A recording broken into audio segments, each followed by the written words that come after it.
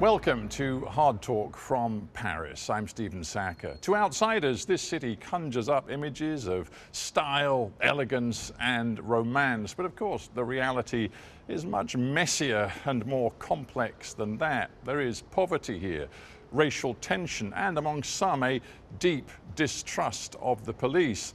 My guest today, the internationally acclaimed director and actor Mathieu Kassovitz, addressed all of those issues in his groundbreaking film, La Haine, Hate, some 3 decades ago. He is still an influential figure inside French culture. So, is his country still disfigured by hate?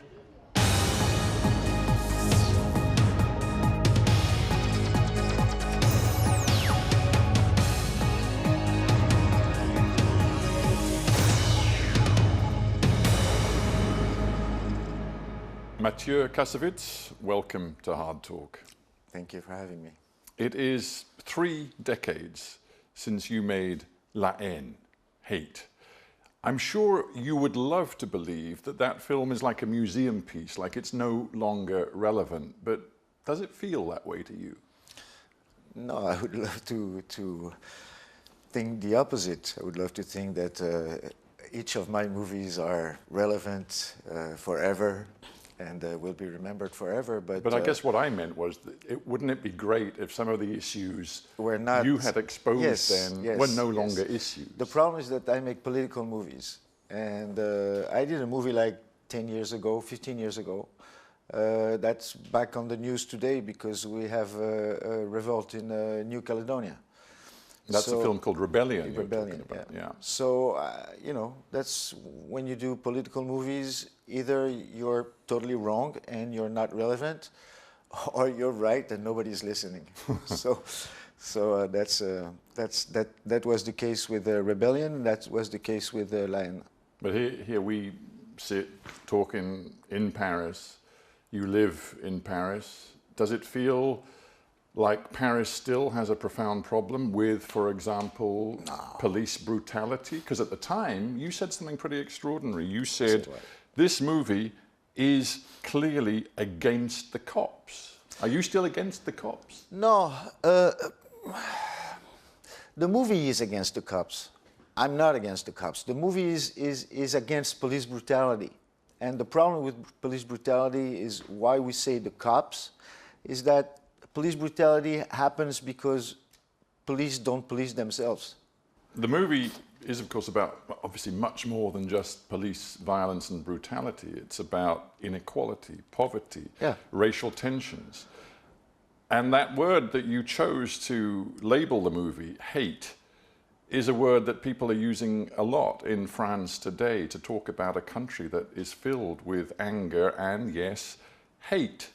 Do you feel that? Are you trying to make me say that France is filled with hate? I'm asking you. I don't think whether that word seems relevant to you. No, I don't think the word is relevant in France. I think the word is relevant as a title for the movie. But the movie is about love. The movie is about respect, and that's what, honestly, that's what we are about. We're not a hateful country. We're not like that. We're fighters. That's a big part of it. But there's good in it. I'm very conscious that we're talking to each other at a time of pretty amazing political turmoil in France. You know, you had the Euro elections, then you had Macron make this extraordinary decision to call National Assembly elections. There's turmoil in different political parties. Do you feel a sort of desire to open your mouth, to use your platform right now in a political sense? Less than before. Because when I was young, when you're 20, 30 years old, you revolt against things that seems unfair to you, you know. After a while, you start not to settle, but you start to understand the process. And what's going on right now in France has been there forever. We've been doing that forever. They've been like 30 years ago, we had an election between Jacques Chirac and Jean-Marie Le Pen. It's nothing new to us. we're always in, that dance in between, in between dark and light, in between good and evil. And there's nothing, I'm not shocked by what's going on. And I don't think it will change what we are. It won't change us. I'm just thinking about comparisons with the United States of America, where there is also deep political polarization. And you have big Hollywood actor celebrities like Robert De Niro who wade into the debate and rail against Donald Trump. Would that work in France? If we had something as marked as what they go through, because America is so binary, it's like there's good and bad, and they act like that. We're way more subtle. I don't think I can go, me as a person, as a public figure, I can go against anybody politically, especially to support another one. I think they're all the same. Do you? Yes, I do. Despite Macron's message to the nation just the other night, where he said essentially, I am giving you, the French people, a choice, and he characterized it as a choice between extremism and chaos on one side and his defense of Republican values on the other side. You're saying you don't believe that? No, he's doing politics. They're all doing politics. That's their jobs. They wake up in the morning. That's what they have to do. We don't have problems in the streets. If you go out in the streets, you will not see any problems. You will not see fights. You will not see people insulting each other. It's not us. And I don't understand what I see on the TV. I don't understand what I hear from these political people. I'm interested in your relationship with France. Would it be fair to say that you've had a complicated relationship with your own country? No, and there have been times... No, I'm French. It's a very natural relationship with my country as a French person, to be conflicted with my own country. Because that's what we are. You kind of left it for a time. I mean, you mentioned that film Rebellion, which you made, and it didn't do very well in France. No, it's not that I tried something else, and I went to America. Yeah. And I discovered that I was not so bad in France. It was not so bad. Did you miss it? I missed it terribly. I missed the French connection with people, like you have in England. If you go to America, you wouldn't have that Euro feeling that we can bump into each other without creating a drama, or that even we need to bump into each other because that's how we are. That's what we are. In America, you don't do that. You cannot do that. People hug you. We don't hug each other when we see it. We shake hands. They hug. I don't hug people I never met. That's what they are. And yet, in terms of the art and the creativity in your life, you did, for a time, you were very frustrated with France because you felt France was snobby about American movies. For example, just take one example, you love Spielberg movies, and you hated the fact that the greats like Jean-Luc Godard were slagging Spielberg off, and that really got to you. And you said at one point, that you felt constrained by being French, and quote, it doesn't interest me to be successful in France, you said. What I want to do is make films that are successful in the US and then become successful in France. Because the thing is that we have a problem in France is that we speak French. So when we make movies, they are limited to our, to our audience, to our French-speaking audience in the world. So that's a problem. But also we have an artistic problem in France. It's gone now. It's gone. For the past 10 years, it changed a lot. Well, I wanted to ask you about change, because it seems to me something really important has changed, and maybe one symbol of that is The Bureau, this amazing series you were the star of, which was a French-made thriller series about France's intelligence agency, and it did hugely well across international markets, including the United States. So something has changed. It was all, of course, in French. And no. It's not, I have two lives. I have three lives. I have my family life, I have my actor's life, and I have my director's life. My artistic life is as a director. As an actor, hire me. Just give me a check, give me a line, and you once said acting's easy. It's hardly a proper job. It's the easiest job in the world. Okay, it's very well paid. It's not really challenging unless you are working on very specific roles in very specific movies, and that happens very rarely. So it's a very comfortable job. As a director, I have a problem with French movies because they are not, I don't think they are creative enough. Now they are becoming, now there is a new, all new brand of a new young director, male and female, that are doing some really crazy movies now. But we enjoyed the fact that Godard took over and that French, Nouvelle Vague, but we slept on it. So what do you think the makers of the Bureau, and one could also say Spiral or Call My Agent, what did they understand about making French material that had a bigger appeal, a wider international appeal? We have platforms now. Wow. So it's different. Now all of a sudden, because of CGI, because now you can have an amazing, car chase in CGI with the same price of what they do everywhere. So it levels a little bit the competitiveness of what makes a movie sexy. And now we have access to that, and we have new 35-year-old young directors who are coming with a different kind of background. And they don't care about, they've been fed with American movies, with international movies. They are generation of the platform. I want to drill down into one particular challenge facing the French film industry right now, and that arises out of allegations which have come to the fore in recent months, going back a few years, of abuse, sexual abuse, practiced by powerful men against vulnerable women, and in some cases, girls. What are you making of what is happening right now in your business? First of all, I'm shocked because it's not what I do. And I've never thought that people could do things like that. I heard things, but it's been there forever. It's been part of since the 50s, since the 30s. Sexual scandals in the movie industry is nothing new. But if it's nothing new, why were you shocked in a way? I'm shocked because I didn't know that these people could do things like that. I didn't expect, me as a director, I'm so careful not to, I'm not even talking about girls, I'm talking about actors, not to play with their head too much. When I was an assistant, I saw directors torture actors, torture them. I saw actors having to get drunk just to get through a scene and going home crying.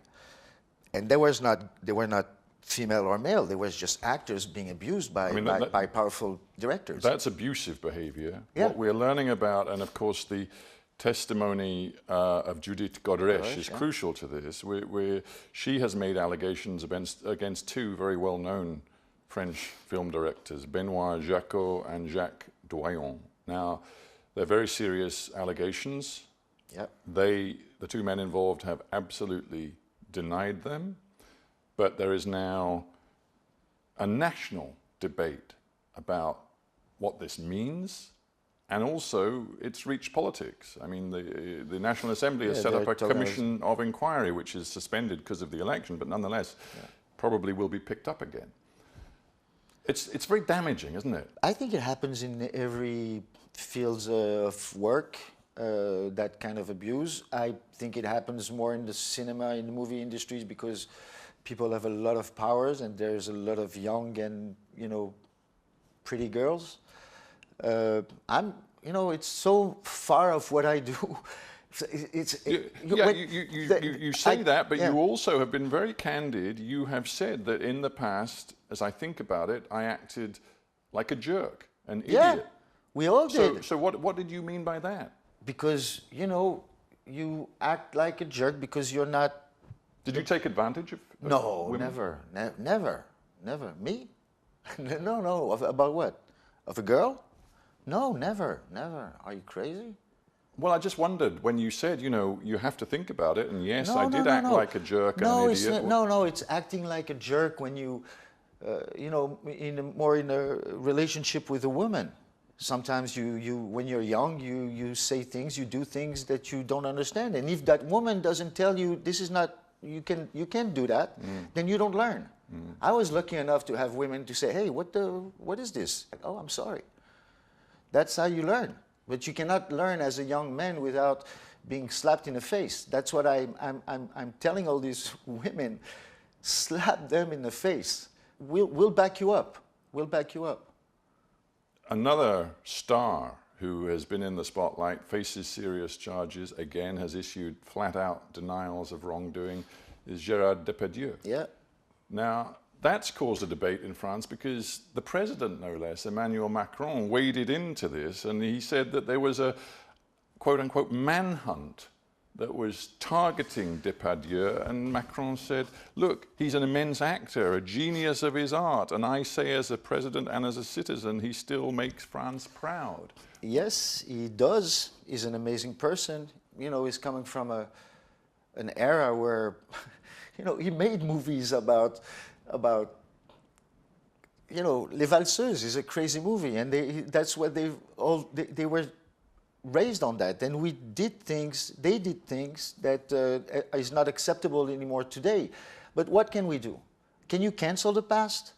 No, you have to live with the past. Not hiring Depardieu again because you think he's a pig, that's your prerogative. Putting him, you know, on the cover of all the magazines in France, saying that he's a rapist when apparently he's not, because it was not proved, and it was...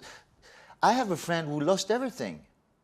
Luc Besson lost everything from a woman who said something that was fake. He lost everything. He almost lost his family, he lost his studio, he lost movies, he lost his friends, he lost money. So you saw Kevin Spacey yesterday? The fallout from, call it the Me Too movement, has now gone too far? Are you suggesting that people like you are now at risk of false allegations? Well, we're all at risk of false allegation. You are also. We all are. But the thing is, I don't think it went too far. I think it was, and I think it is very important that it happened, that it exists. Because even for somebody like me, I didn't know. So now I know. And everybody else knows. So it's very important that it exists. And do you think the industry has now fundamentally changed? I have no idea. Honestly, I'll tell you in a year from now if we see another case and that somebody didn't learn. But I hope people will change. Yes, I hope they will. I hope. One other issue I wanted to just quickly address with you is drugs, and in particular, your advocacy recently of the legalization of cannabis. Yeah, not advocacy. I'm raising a lantern because we are not talking about it in France, even though we are one of the most smokeable country in the world. And it's not. Are you one legal. of them? Yeah, I smoke. Yes, of course. And you say you're not an advocate of legalization, but I'm guessing if you're one of them and you think it's so pervasive, you've concluded what? That the only sensible thing to do is at least debate, if not push on quickly with legalization. We went all over the world to see all the countries that legalized, to see if is there any problem, what happened since they legalized, and is there a good model for us as French if we ever want to legalize, what can we follow? So You've of course got kids of your own. Does it not worry you that the idea of legalizing one currently illegal substance could be a gateway to other substances becoming more pervasive? I was very worried about that, but then we made our studies and we saw that it's not the fact. The real fact is that when you go and buy some weed in the street from a dealer that you don't know, he will probably offer you something else. But the people who smoke weed, that's all they want to do. They smoke weed. They don't want to drink alcohol. They don't want to take cocaine or anything. They just want to smoke weed. But I have kids. They will do whatever they want. I don't want them to have access to easy drug that is not controlled and to give money to people they don't know they don't know what with it. Yeah. You had a catastrophic accident last year on your motorbike. You fell off your bike. Yeah. You almost lost your leg. Yeah. How are you now? I'm good. I'm good. I'm good. After the accident, you said, I'm 56 years old. Perhaps it's time I stop being an idiot and realize that there are people out there who love me. Is this a different Mathieu Kassovitz? No, actually a tamer version? It was like that for 10 minutes. Then I realized that I can just have fun. No, the problem is that I have a big problem. And that's why I make these movies, is that I cannot be happy because I have too much empathy for people that are in pain. And it ruins my life. So when something bad happens to me and I see that people are gathering around me, and I felt good. But that doesn't stop my inner revolt against the injustice that I see. It's a pretty profound thing to say. You struggle to be happy because you're so... I think in the recent past, you took in a bunch of homeless people into your home. Yeah. Maybe up to 3 you had in the house all at one time. Yeah, and the dog. Which is a pretty extraordinary... Are you still doing that? No, I can't do that anymore. It took...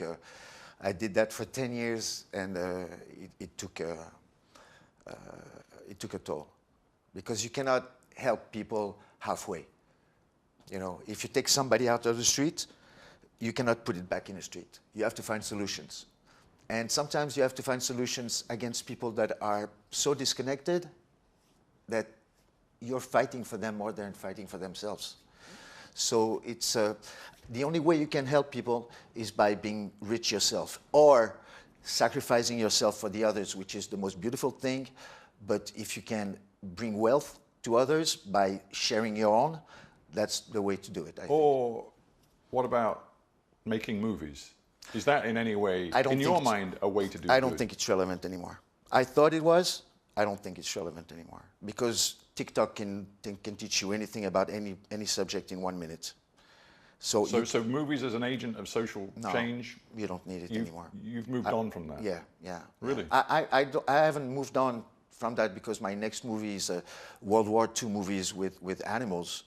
And we're explaining the war through the eyes of animals. So I'm still into it, but this movie is so universal about politics and about what we are as humans, that I think it will be my last one. I don't think it's relevant to make political movies anymore. This could be your last movie? Yeah, I hope so, yeah, I would love to, yeah. Well, you say you hope so. There are going to be many people around the world watching and listening to this who hope it's absolutely not. Yeah, guys, I'm sorry. I have a life. You know, I love science, and I don't think movies are relevant anymore. I don't think so. I think cinema is dying, and it's not going to be there for long. The theaters won't be there for long. So cinema as going to the cinema will disappear. I mean, for a guy who's given most of his working life, my father's life, and your father's life, to the movie making business, what a depressing way to end. Yeah, it is depressing, but I think there's way more important things in the world right now than movies. And when you look at what's going on with AI, I have a friend who's working on Superman. It's a 2-year period movie, and I tell him, in 2 years when you're going to finish this, and AI will be able to make the same movie in 20 minutes. So we're losing the fight of creativity against our own creation. The last tool that we create was AI. And that AI will create way better than what we can for the future. We did everything we could do with a pencil, with a pen, with sculpting, singing, filming. We did everything. That's quite an ending. I'm sorry, Kassovitz. Thank you very much for joining me on HARDtalk. Thank you very much for having me. It's been a real pleasure, Mathieu. Thank you.